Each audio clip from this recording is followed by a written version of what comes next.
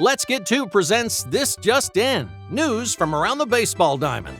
So we're excited to welcome back to Let's Get To David Schmoll. He is with the O'Fallon Hoots, of which I have rocked many items of their gear. But on spoiler alert, will be in my Star Wars episode. There we go. But now you're the commissioner, I guess, of the CarShield Collegiate League. Tell me a little bit about why you decided to carry the pod forward from what you guys did in 2020. I think the pod really showcased to us that there is a need and there was a desire from the players to have another summer collegiate league in St. Louis. Carry on that pod style. Guys can stay at home and they can play at a top quality facility here in O'Fallon. And we really found that the response that we got from the players was so strong. And obviously with this being a baseball rich community, being able to add another 45 dates onto our 30 dates that we have for the Prospect League already, it's just going to make for a summer of baseball at the ballpark. Really, it fits in with our mission as operators of CarShield Field to make this a baseball destination in the Midwest.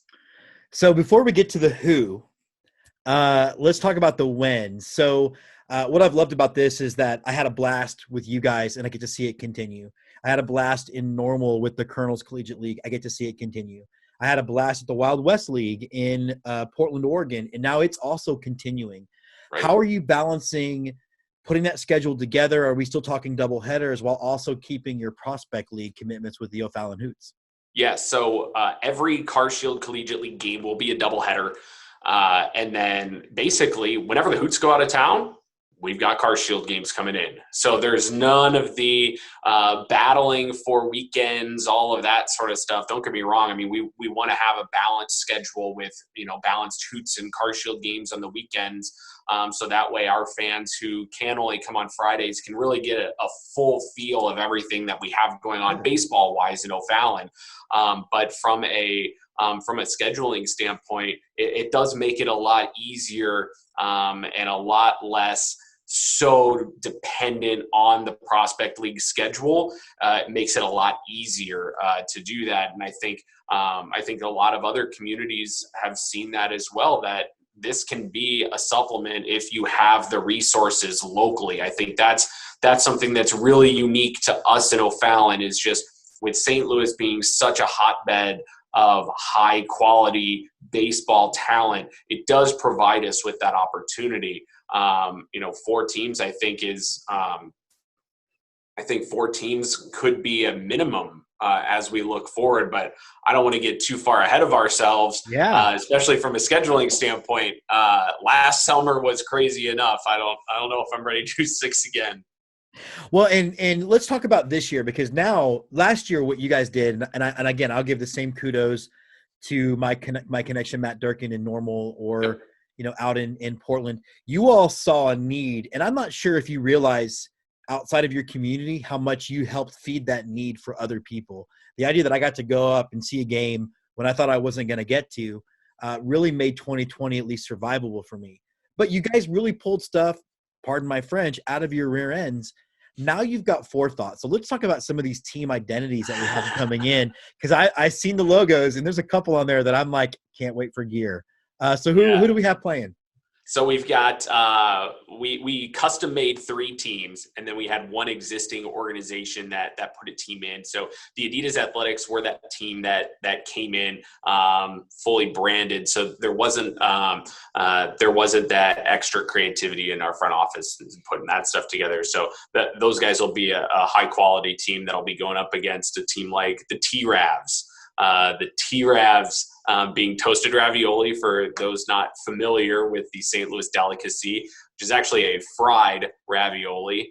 And the guy that we ended up having designed that logo, he just ran with it and made him angry. And we went through a couple of different iterations of it and finally settled on the one that we have now. And it's just a fun logo. I think that's, as we go through these, that was really our objective. And really our objective and kind of a motto we've kind of carried on in the office is let's have fun in 2021. Everything that we're doing, let's just have fun doing it. So, we got the T-Ravs, and then we did the rubber chickens, which the rubber chickens is actually kind of just a joke in our office.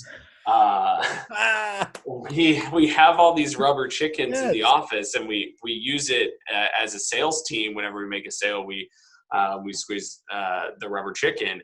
And so we just had them lying around, and we were getting ready to do a video for our staff to say what names they wanted to have the teams named. And we were looking for props, and our director of marketing was like, rubber chickens, I have one. Let's use that. And so we're like, okay, that sounds great, which is how the shredded cheese came to be. I love the shredded cheese logo because it's got that Fort Myers Mighty Muscle look of just So tell me a little bit about that one. So originally I was going to pitch the fighting soy. The soybean being the state crop of the state of Missouri. I have a really good friend of mine who's allergic to soy, so I thought that I could chirp him in that video.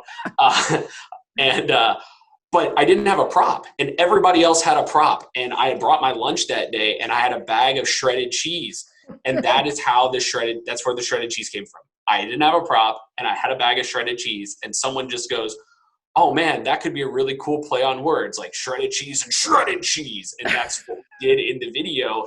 And we had a couple of other names in the office, all kind of on that same kind of fun mantra. But the shredded cheese and the rubber chickens were fan voted, and T-Ravs came in as a fan nomination. And those three, when we sent those out to get logos done and they came back, we were so excited. And so being able to launch those names and see the response, I mean, the response has been phenomenal. It's been phenomenal. Dave, are you a Spider-Man fan?